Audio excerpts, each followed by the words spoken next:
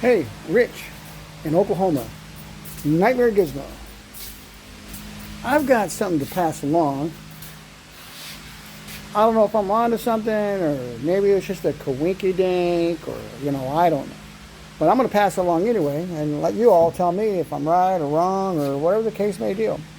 So here's the diagnostic 2009 Chevy 3500 heavy duty, not four-wheel drive. Customer complaint, falls on his face, goes into limp mode. There's a wrench on the dash, something like that. So I'm like, whatever. So I go to check it out, and something really weird happened. Let me show you. Now, let's see if I can flip this. So there's my controllers I have. Okay, this one's older. This is a little bit newer.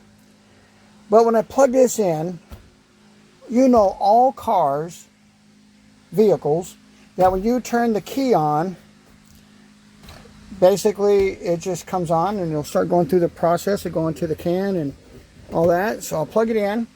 Okay, see the screen looks real good. See if I can let it focus. Looks real good. Now I turn the key on. Now it'll go through this process of going to the can.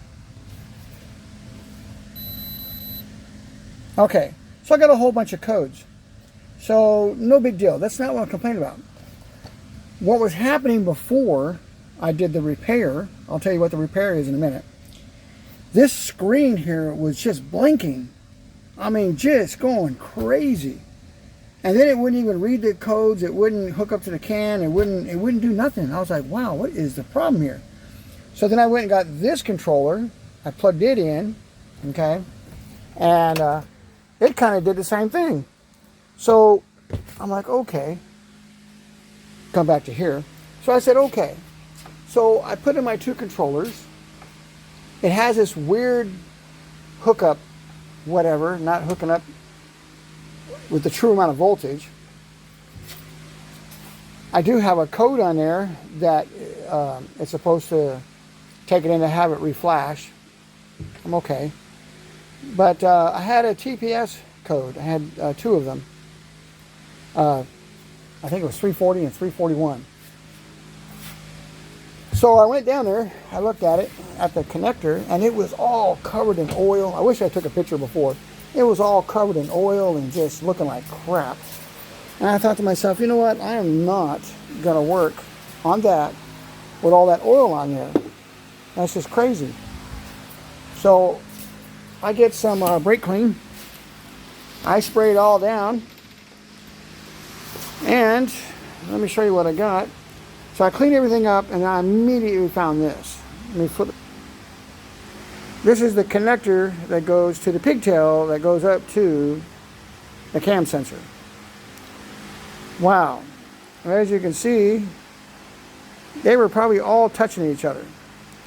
So I'm dealing with that code first. So I go deal with that code. Let me flip it back. I deal with that code first and fix all that right there. I do the oil change and all that. I come back in here and I go get back and get my older controller. I get my older controller, this one. Turn key on now. Look at it. It's just straight up going to do whatever it's supposed to do. Turn key on so that way it can link up to the can. See, before it was just flashing big time. I believe that those wires were touching in there and it was causing a big issue. Now, the code for it is falling on his face. Let me get to it. Knock sensor is not going to do it. Knock sensor is not going to do it. Camshaft position sensor. Not that that would make it go down to the, in a limp mode, but it will definitely be a hindrance. And then, we go to the next one. Come on. Then it evap. That's because the guys keep filling it up without it, but it's still running. Now there, this code right here, I went to go look it up. It says it's got to go into the dealership and have them reflash the computer.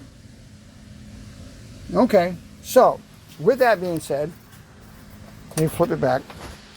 That being said, I did everything else I was supposed to do. Also, another note.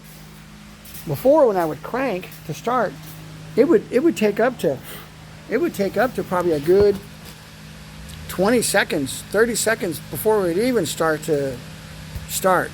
Now that I've replaced the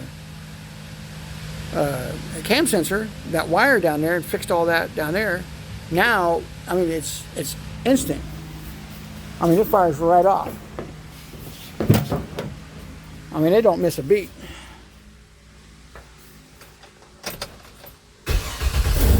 I mean, you can. I was letting go of the key. So anyway, so that probably explains why of the long crank time was probably due to the